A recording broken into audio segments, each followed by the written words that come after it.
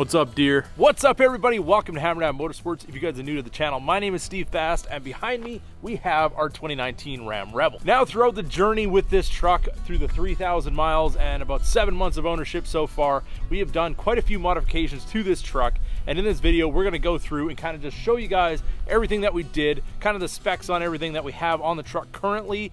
And today also is the day we are taking into the dealership to get our rear window replaced. So we're going to kind of take you guys along on that experience, what it's like, what kind of courtesy vehicle we're going to get, all that kind of fun stuff. But first, let's go check out the truck, show you guys what we got done so far. All right, so let's start with some of the smaller stuff.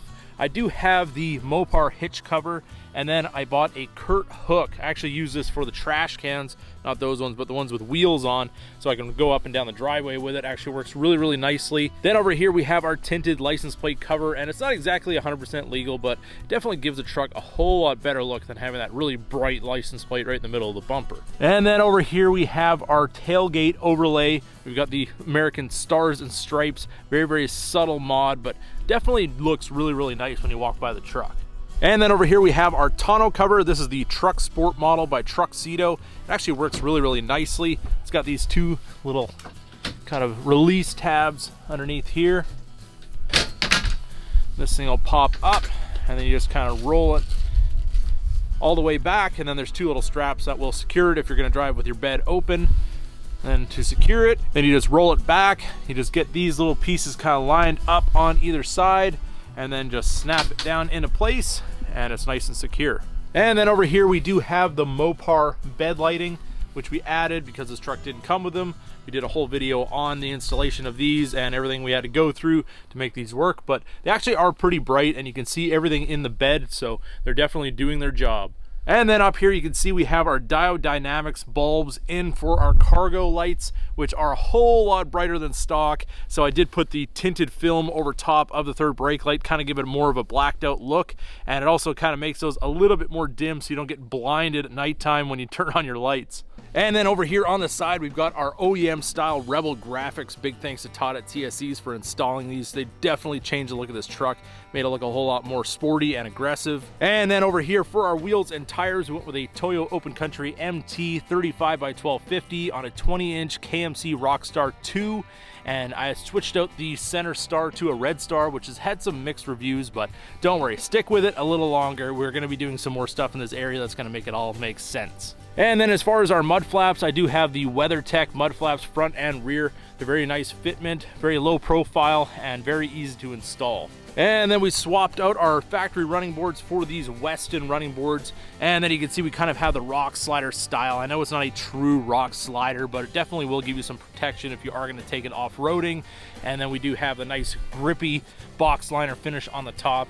And there's a whole lot more of a solid step than what the factory put on. And then over here on our mirror, I've got the tint strip, just kind of black out that signal light. You can still see the light through it pretty good, but just a little bit more of a stealthy look to it. And then up here on our sport hood, we do have the 1500 and 5.7 liter Hemi in the blood red vinyl. And then over here you can see we do have the factory style Rebel graphic on the hood as well, and I think it just really makes this truck come together. And then down here on the grill we do have the overlay on the Ram in gloss black. Still allows you to have that silver around the outside edge, but it isn't the all silver letters that the truck came with originally.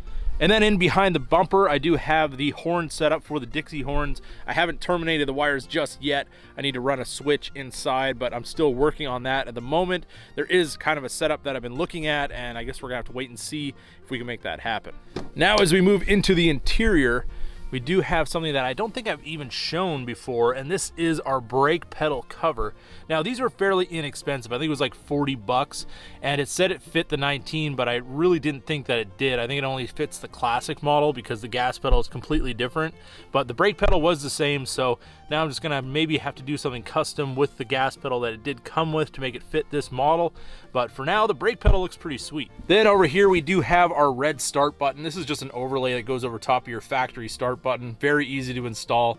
Costs about 16 bucks on eBay, and I think it looks really, really nice. Then over here on our shift knob, I did get the Mopar symbol overlay, and it's actually made out of aluminum, and it looks pretty nice. Just kind of gives that little bit of a custom touch. And then a couple of things that may be hard to see. We do have our knob for our JMS Pedal Max, so that gives us a little bit extra acceleration. Just when you turn this knob up, it makes the sensitivity of the throttle a little bit higher, just so you get that acceleration when you want it, and kind of eliminate that lag from the drive-by-wire.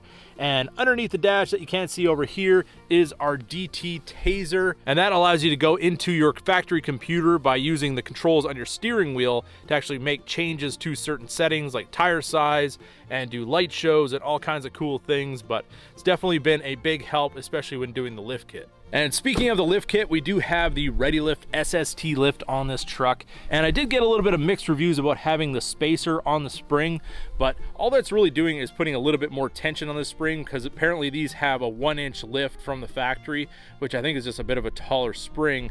But it's not really doing anything, because the distance between the bottom of your strut and then the top hat is still the same. It's just got a little bit more pressure on that spring, so it's not going to move as much, especially when you put the weight down on the truck. So essentially it's going to sit a tiny little bit higher, but your actual lift comes from the spacer that's on the top of the strut itself. Then over here in the back, not a whole lot has changed. We do have our American flag decal in the back window, which unfortunately is going to be coming out because they're putting a new window in, but I might have to go back online and get another one of these to replace it. Then over here in the cup holders, I do have these little Ram pucks that change color. You just hold down this button to turn them on. I think the batteries need to be charged on these things, but yeah, it's giving me the flashing red light. But either way, these are USB chargeable, and then it's just something kind of neat. You sit it in your cup holder and it lights up. You put a water bottle on there, it lights up the water bottle. Just kind of one of those neat little things. And just sitting back here, you can see why Ram is the #2 best-selling truck in America right now. That dash is looking absolutely awesome. And one thing people may not have noticed before, there is a reason for this notch on either side. If you take your iPad or your Kindle or any tablet, that will actually fit in here. And then I think what you can do is just plug in your sound into one of these jacks, and you should be able to run it with your infotainment system. So if you do have kids in the back, they can watch their shows right from the cup holder. And when you have your tablet installed, it looks just like that. So if you guys are wondering if we're going to be doing any more to this build, definitely there is a few more things in the works we're going to be putting on this truck to make it absolutely amazing, so definitely stay tuned for that. But for now, we're going to hop in the truck, we're going to head down to the dealership and drop the truck off for the night so they get that rear window replaced, and let's see what we get for a courtesy vehicle.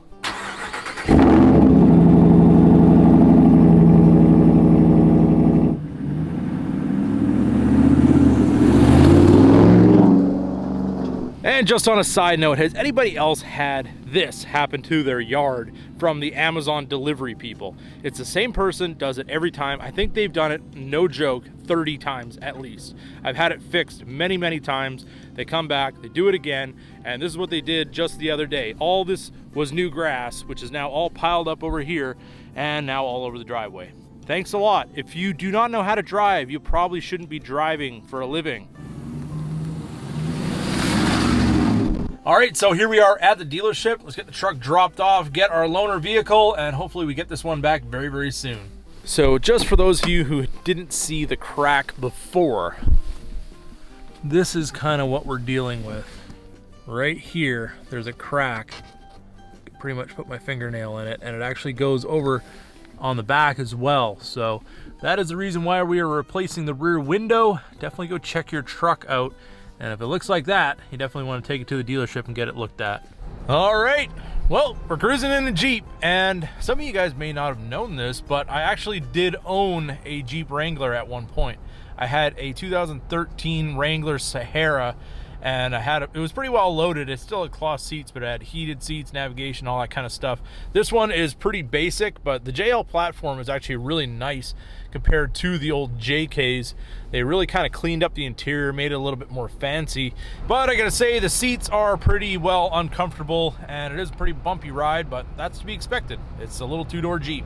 Well, everybody, the truck is supposed to be done tomorrow. They have a glass guy actually coming into the dealership to do the windows, so we don't have to worry about a mechanic doing it that isn't used to doing window work. This is a professional window installer, so hopefully everything goes well with that, and we will see the results on the next episode. So with that being said, I hope you guys enjoyed this video. If you did, don't forget to give it a big thumbs up. If you're new to the channel, hit that subscribe button, and as always, keep that hammer down.